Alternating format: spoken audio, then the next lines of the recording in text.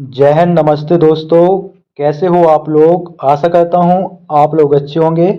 आपका RPF constable second shift का मैं एग्ज़ाम एनालिसिस आपका कराने वाला हूँ। इससे पहले मैंने आपका फर्स्ट शिफ्ट का जो क्वेश्चन पूछे गए हैं उसका मैंने पूरे क्वेश्चन आपको दिए हैं, उसका वीडियो बनाया है। तो फर्स्ट शिफ्ट का अगर आपने नहीं देखा है तो आप फर्स्ट शिफ्ट का वीडियो देख लीजिए, कैसे प्रश्न आपके आरपीएफ कांस्टेबल में 2 मार्च फर्स्ट शिफ्ट में पूछे गए हैं। और ये जो क्वेश्चन है बिल्कुल 100% आपके आरपीएफ कांस्टेबल सेकंड शिफ्ट में पूछे गए हैं।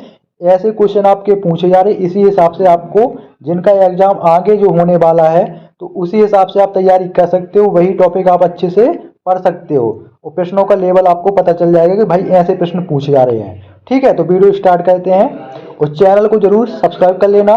आपके 18 या 20 तारीख तक 18 तारीख तक आपके पेपर हैं, तो सभी शिफ्टों का मैं एनालिसिस कराऊंगा।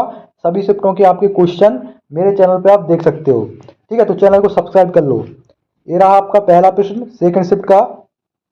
9वीं अनुसूची किस संविधान संशोधन के तहत जोड़ी गई थी।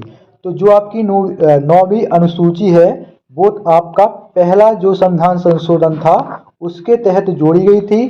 ठीक है, और पहला संविधान संशोधन आपका 1951 में हुआ था। ठीक है, ये भी पूछा जा सकता है कि पहला संविधान संशोधन कब हुआ था, तो 1951 में हुआ था।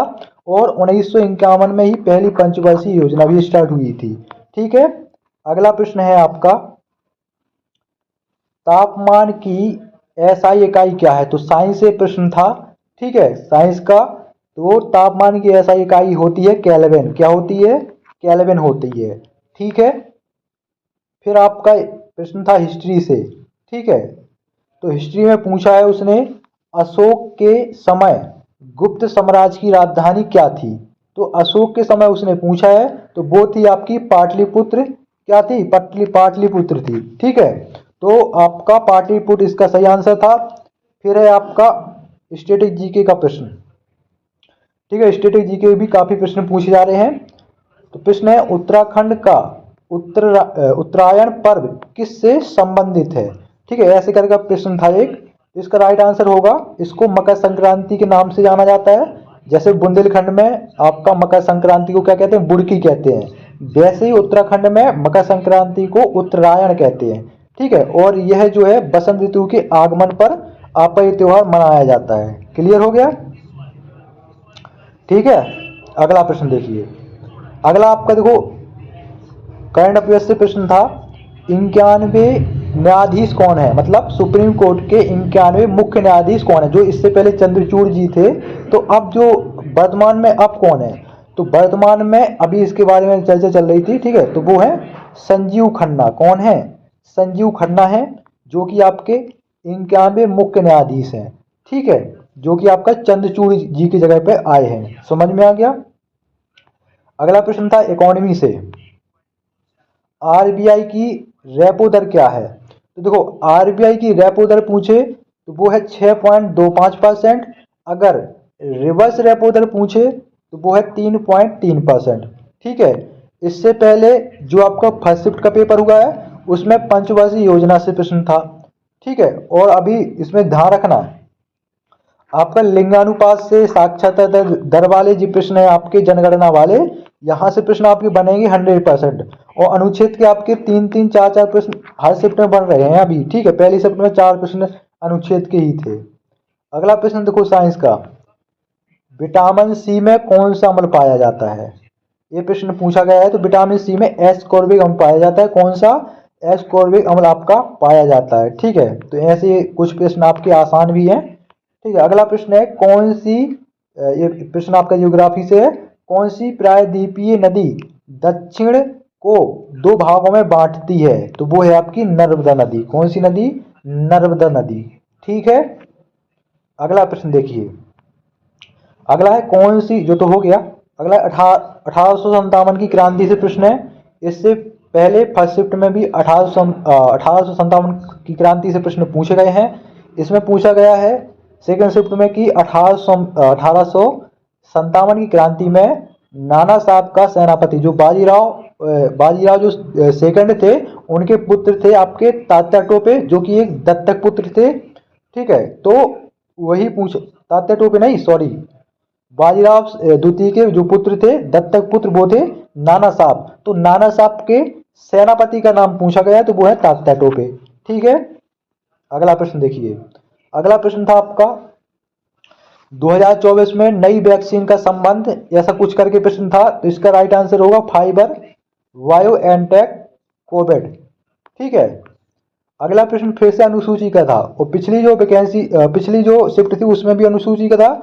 इसमें दो प्रश्न अनुसूची से हैं। तो 10वीं अनुसूची किस संशोधन के तहत जोड़ी गई थी? तो 10वीं अनुसूची 52वां संविधान संशोधन था, जो कि 1985 में आपकी जोड़ी गई थी, 52वें संविधान संशोधन के थ्रू। ठीक है, फिर जो कुछ प्रश्न और हैं, एक प्रश्न आपका शिक्षा का अधिकार से रिलेटेड था, एक अनुच्छेद 45 में दिया गया उससे है। इससे पहले शिक्षा का अधिकार पूछा गया था, जो कि आपका अनुच्छेद 21A में रखा गया है, और ये शायद बच्चों को पढ़ने से रिलेटेड है कि 6 साल से 14 साल तक के बच्चों के लिए अनिवार्य शिक्षा, शायद वही है 45 में। ठीक है, और एक प्रश्न था आपका नीति निर्देशक तत्व इनमें से कौन सा नहीं है, ये प्रश्न था। और एक आपका मुख्यमंत्री से रिलेटेड था प्रश्न। तो ये आपके जीके के प्रश्न थे। इसके अलावा देखो, मैथ में अगर आप बात करो तो आपके जो अंकित मूल वाले प्रश्न है, बट्टे वाले, वहां से आपके 2-3 प्रश्न बन रहे हैं। ठीक है, और जो आपका रेलगाड़ा, हम कह रहे रेलगाड़ा सॉरी, जो आपकी रेलगाड़ी है, वहां से आपके 3 से 4 प्रश्न बन रहे हैं। इसके अलावा परसेंट से आपके 2 प्रश्न बन रहे हैं। लासा से भी आपके 2 प्रश्न आप मान के चलो। नंबर सिस्टम से भी आपके 1-2 प्रश्न मान के चलो। एवरेज से आपके 3-4 मान के चलिए। इसके अलावा आपके पाइप टंकी से भी आपके 2-3 प्रश्न पूछे जा रहे हैं। और क्या बोलते हो, साधारण ब्याज आपका, और आपका चक्रवृद्धि ब्याज, यहाँ से भी आपके 2 ही मिला के 4-5 प्रश्न बन रहे हैं, वो भी टाइम टेकन बन रहे हैं। ठीक है, इजी नहीं कहेंगे, मॉडरेट टू हार्ड कहेंगे। ठीक है, टाइम टेकिंग है, प्रश्न इजी है लेकिन टाइम टेकिंग है। ठीक है, इसके अलावा भी आपके लास्ट समास हो गई, नंबर सिस्टम से, सरलीकरण से भी आपके 3-4 प्रश्न आपके इसमें बन रहे हैं। ठीक है, इसके अलावा मिश्रण से भी 1-8 प्रश्न आपको देखने को मिल रहे हैं। और आपका बात कर लो रीजनिंग से, तो देखो रीजनिंग में आपके टॉपिक वही हैं, कुछ अलग से नहीं पूछा जा रहा है। बस किसी शिफ्ट में आपके ऐसा रहेगा, किसी शिफ्ट में आपके ज़्यादा क्वेश्चन मान चलो, किसी शिफ्ट में 4 पूछ लिए, तो किसी शिफ्ट में वही टॉपिक 2 पूछ लिया। ठीक है, किसी में हार्ड दे दिए, किसी में सरल दे दिए, ऐसा रहेगा। टॉपिक आपके वही रहेंगे, तो उसी को एनालिसिस अच्छे से कर लो। जैसे कि ब्लड रिलेशन हो गया आपका, क्रम व्यवस्था हो गया आपका, कोडिंग डिकोडिंग हो गई आपकी। ठीक है, दर्पण प्रतिबिंब हो गया, जल प्रतिबिंब हो गया, यही सब आपके पूछे जा रहे हैं, इसमें कुछ अलग से नहीं है। ठीक है, तो ऐसे ही अगर आपको हर शिफ्ट का एनालिसिस चाहिए तो चैनल को सब्सक्राइब कर लो। जय हिंद।